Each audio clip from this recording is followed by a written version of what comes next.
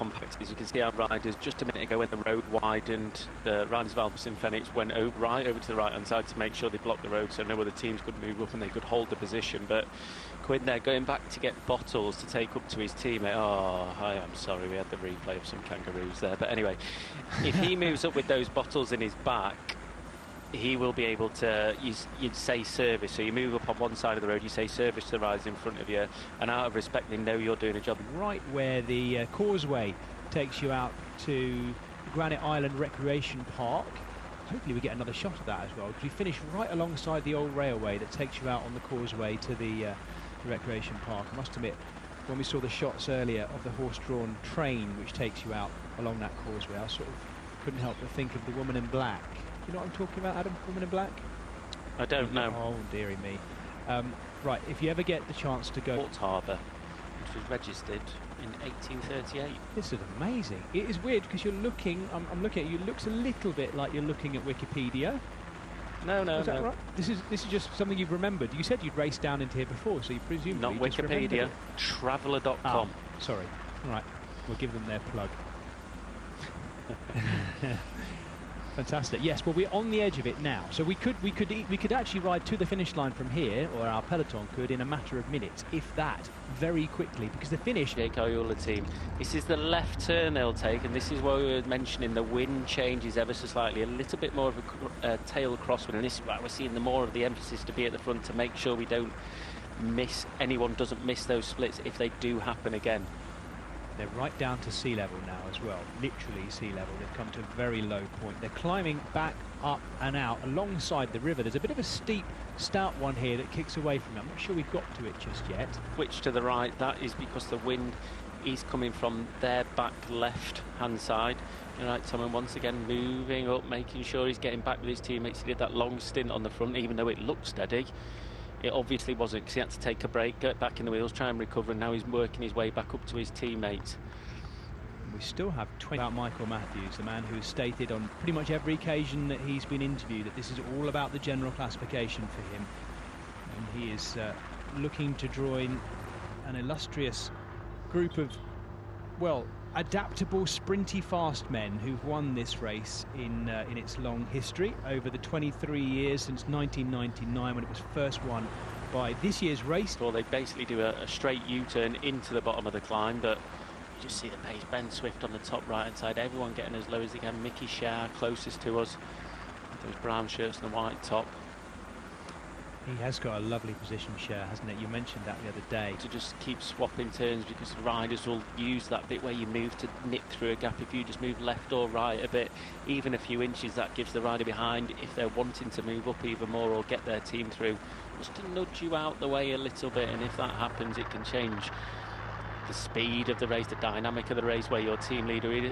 Now the last 35 kilometres of this stage 2, the Oakley stage, stage 2 of the Santos Tour Down Under. We've already been along the edge of Victor Harbour. Jensen Plowright and Rob Stannard, who was involved in the lead out for Caden Groves yesterday as well. Stannard. Israel have been very impressive. Israel Premier Tech, not the country in this race, but Israel Premier Tech have been very impressive. Interesting one. Jumbo Visma in the yellow, right in the middle. What do you think their game plan is, Adam? And who's their focus now? I'm just looking down to see on general classification where the highest placed Jumbo Visma rider is. Still Rowan Dennis, after his, by his standards, modest ride in the prologue for the Adelaide man. What are they up to today? Keeping Rowan out of trouble, basically. You can see Rowan he was just in shots in there. He's in with a great position, but the way that they're riding now, someone will have to go absolutely eyeballs out. The last time this happened, they had the beauty of a climb just before and where they were able to string it out, but these riders using watts as a measure of effort. So these riders, all of them, I suspect, I can't believe there's anyone in there right. We mentioned just coming at the right time when it's super hard. They've not had to use any riders before, and now coming up with fresh legs, getting the team all into position. And here's the right-hand turn. They have been impressive, Israel Premier Tech. Let's watch them through this corner and see if there's anything else of a thin. It was more really touching of wheels and a bit of braking and a few riders stepping off. I didn't see too much more than that. Hopefully everyone's through it all right. And I was this is why I blame my... Around their team leaders, as we've mentioned, stress will no more, and then that forces the pace even more, and you start losing riders quickly. It's always good to ride, if you're riding on the front like this, to the slowest rider within that line, so you hold your position, but you're not dictating how fast you do. Once you do that, with these kind of rough, sandy, stony edges to them, we've seen riders moving up again and again, as we see the Movistar rider doing here, and Victor Harbour before a pretty tight left-hander that takes us through a few more kinks going through the harbour itself. We've got a tight right and then a tight left just before the finishing straight. Chaotic today if it is all together coming into the finish, because sprinters will want to be to the front, the GC riders will want to be to the front as well. Oh, pastely light blue region here as well. We've gone through the McLaren Vale, a name that will be, I suspect, familiar to lots of our viewers that enjoy be thereabouts. Yeah, that's Kim Heideck on the front now. The road mechanical problem to be off the back there. He's had two teammates come and help him now. The team car's just distancing another teammate, luckily, but it is stage race as well. I got to commentate on a couple of his wins last year, Lafay. In the armour there for Israel Premier Tech, it looked to be Simon Clark who was just going out the back there. Not through mechanical, but just drifting back, so maybe Simon just having a bad... I get another one. I hope he's going to get big push back in. This is not a good moment for the Jacob. To it, but we'll see a few riders drop back and help Matthews, and I do think he probably might get on the back here by the top of the climb. Simon Yates responding to it. This is in the colours of Lotto Soudal, trying to ride his way across to the back wheel of Rowan Dennis too. Nettle Hill is proving its worth. We're very...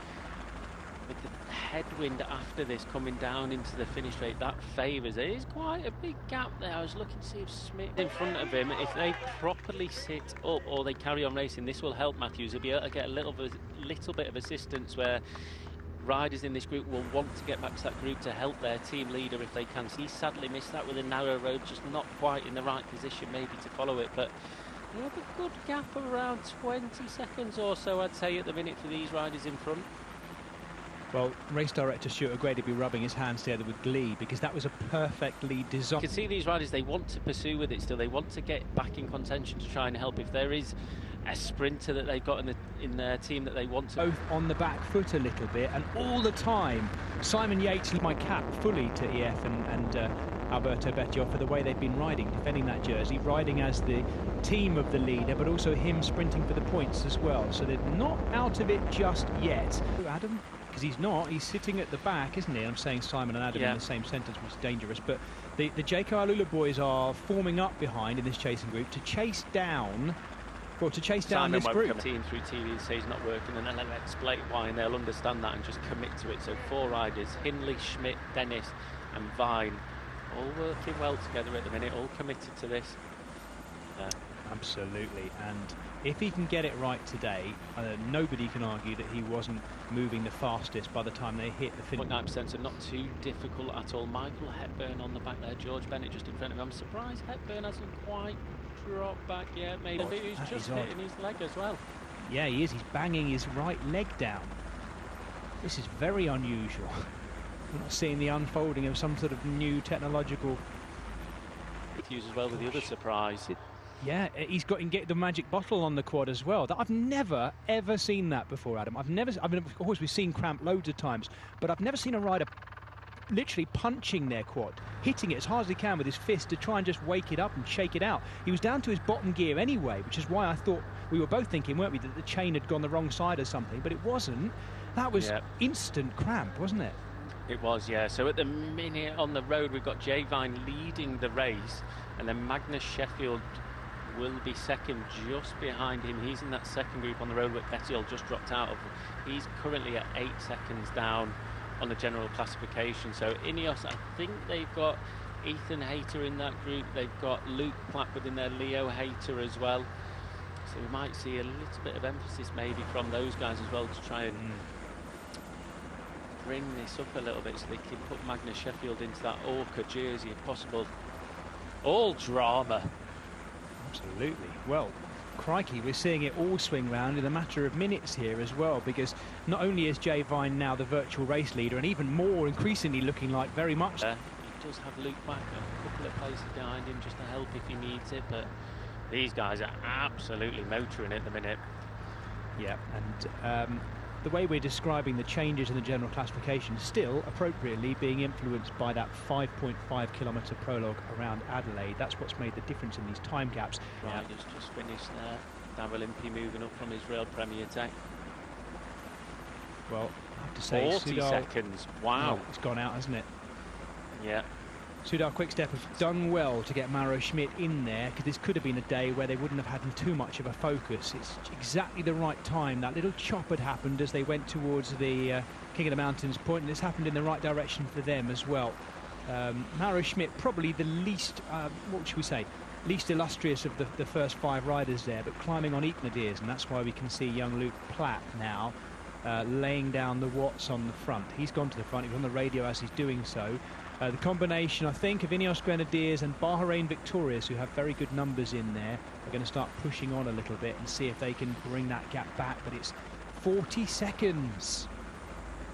Yeah, it wouldn't surprise me if the likes of Ethan Hayter came to the front as well. Just don't worry about the sprint stage. You're not going to get them back at this point. But if you can reduce the gap as much as possible for Magnus Sheffield to stay within contention of that general classification, you don't know what might happen in this race, but you need to keep it within as much of a touching distance as you can. So all hands on deck. Luke Platt coming to the front, trying to give a hand.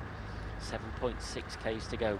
This is the top of the Hindmarsh Valley rise, because when they go down that, you can see just beyond it the island and the causeway that leads out to the Granite Island Recreation Park beyond it, down in Victor Harbour. And once we're over the top of this rise, that is the very fast descent down, and really we're going to eat through these next 7 kilometres pretty quickly. The only thing I would say, Adam, I'm presuming for those 5 riders leading, they can't mess around too much.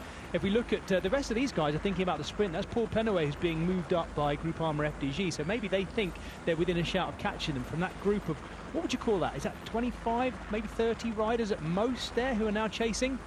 Yeah, 20 riders, 25 riders, but 31 seconds, it's coming down, 7.1 k's to go in a headwind. If they've riders in that second group are being able to recover in the wheels a little bit and save sort of that 5-minute really high power effort, and a couple of them rotate to do so. Just to see how far back that Matthews group is now as well. Well, we're seeing on the timing that we're being fed that Bettiol's around about 40 seconds behind the chasing group that contains Magnus Sheffield and Caleb Ewan, as we mentioned. And then Matthews apparently isn't yet on terms with Bettiol and is further behind that, about 1:20 down on the lead of the race at the moment, Michael Matthews. But that is just according to the information we're seeing. It might not be entirely accurate, but all we do know is that that little moment, whatever it was that happened to Matthews, and I'm sure it'll come out in the wash after this one when we get him interviewed, was not good timing for a man who everything had been going so well for the last 2 days. Just looked like the chain slipped off. I think just one of those situations coming into a small sort of country lane, bumpy road. If you switch between the big ring and the little ring, changing gears on the brakes, chain jumping off, it was just, couldn't be at a worse time for him.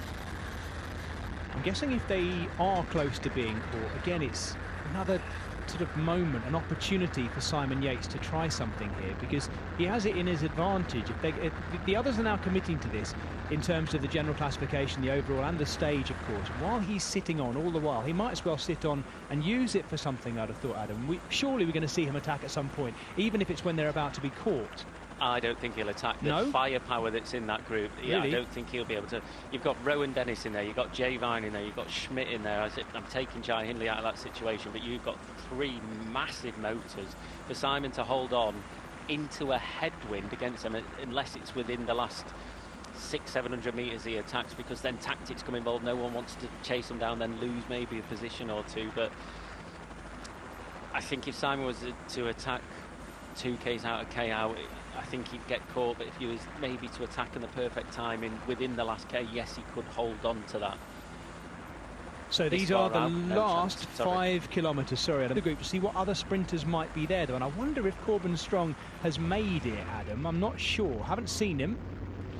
I've not seen him as of yet. Marco Haller's just at the back there. We knew that he beat Wout van Aert in a sprint last year as well.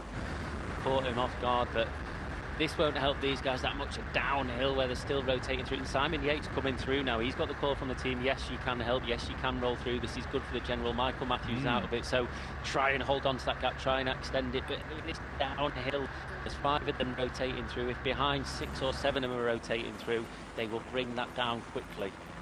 find that slightly surprising. It's taken so long to make that decision because, well, hold on for as long as possible. Yeah, I guess so. Yep. Hold on for as long as possible. Keep Simon for as fresh as long as possible. Keep him within that touching distance. And if, when they get to that point of right, they're really bringing it down. Lend a hand now. But at the moment, he's got that advantage of being able to sit in for as long as he can, stay fresh for as long as he can. He's in the last 3.5 Ks now, so keep this distance at bay. He's displayed that again today with his climbing prowess on Nettle Hill. Simon Yates now working with this group, so he will be adding that little bit more and certainly a bit of fluidity. They're not going to look for him and leave a gap as they wait for him to sit on the back. Maro Schmidt, though, I don't know whether he's either playing a bit of a game here or whether he's starting to really suffer. Just letting a gap open there, Adam, as well. Both. Probably both. Yeah. That gap is stable at the minute, around 20 seconds at the minute, so these riders just hanging on 2.5 Ks to go. If they start to play, then that gap will come down even more. Hopefully they just commit all the way to the line and just duke it out in the last 750 metres. My goodness me. Well together.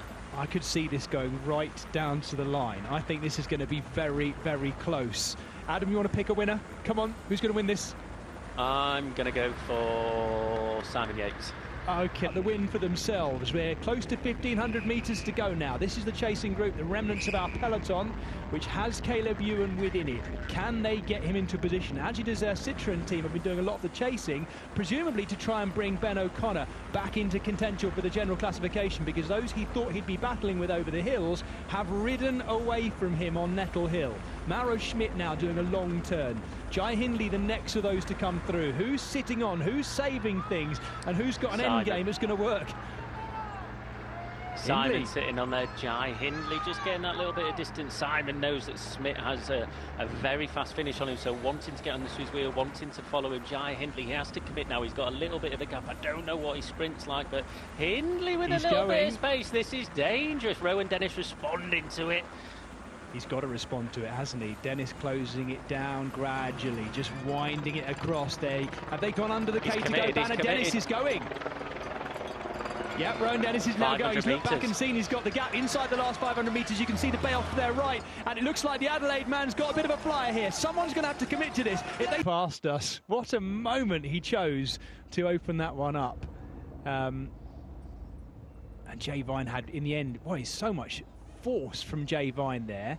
If he'd maybe attacked a little bit earlier, it might have been quite different.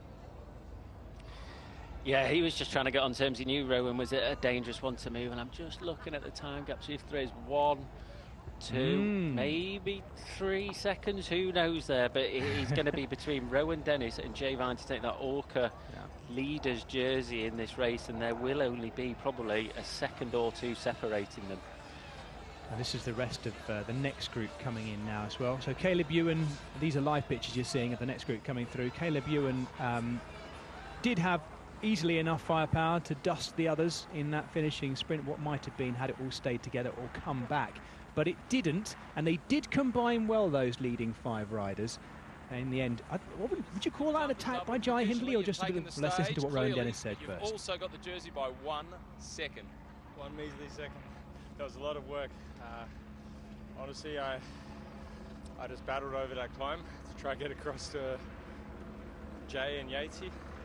And honestly, it was, from there, it was just a battle. I was hoping Yatesy wouldn't attack at any point because he was sitting on, and I was a little bit worried about that. So all well that ends well. You spoke this morning about the prospect of something happening on that hill. Local knowledge was a big advantage. Yeah, I didn't expect it to go to the line, so I was glad I was a part of that. But yeah, I thought, okay, it was always going to be hard over that climb.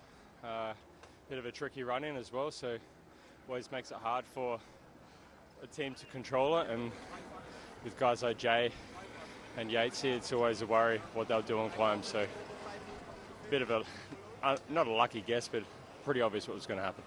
I'd say it was an educated guess. Michael Matthews was out the back with a mechanical problem. You had Simon Yates sitting on the group with you. What was the communication with Simon? We knew he wasn't going to work. Obviously, it's unfortunate that we didn't get to really test ourselves against Bling and whatnot. It's never nice to obviously take time off of someone through a mechanical, but you have to take your chances when you get them. And yeah, I was just glad that we got to the line and Yates actually helped us in the last 5K, thank Christ. As a South Australian and somebody who has won this race before, what does the race mean to you? It was my first World Tour race I did. It really did help me get into the pro ranks, and it's helped a lot of young Aussies do the same. So we've got a lot to give back to this race, and I'm pretty proud to wear that jersey tomorrow. Now it's time to defend. Yeah, corkscrew. Let's see what happens. Yes, the corkscrew climb yet to come tomorrow, and it's hairpins and steep sections in between them as well. They've done some hasty working out there to work out that Rowan Dennis has the jersey by 1 second. I think what I might do is wait until we see the graphic definitely on the screen, but it does look that way. And I think he knew it, didn't he, Adam, as well? Because he said, oh, really? Just 1 measly second? So that had been the aim.